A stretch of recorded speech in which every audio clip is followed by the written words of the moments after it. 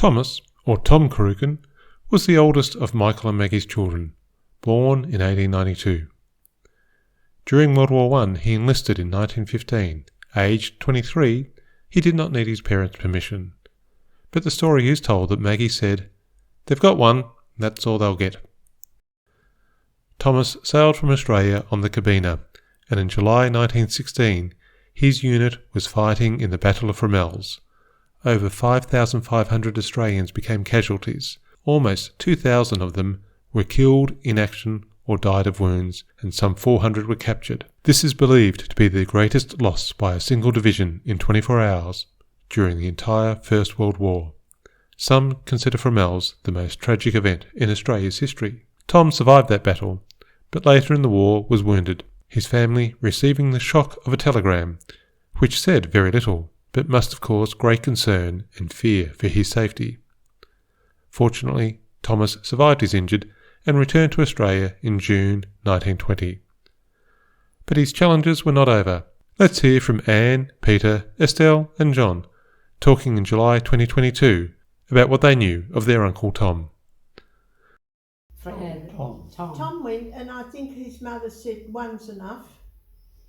I don't know where I got that story. Well, I heard a story from one of the cousins from New Zealand.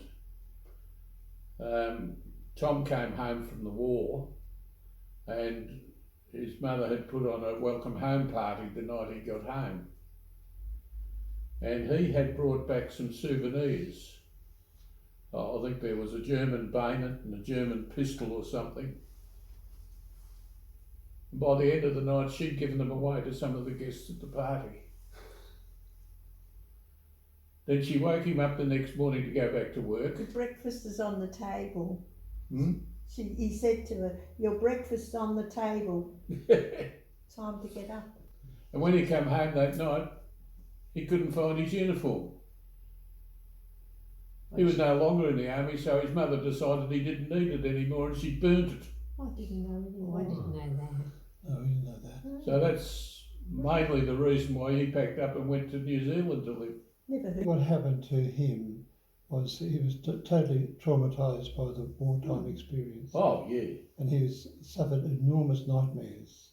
So they had to ask him, because it kept everyone awake, so they had to ask him would he sleep out either in the stables or in the quite adequate accommodation.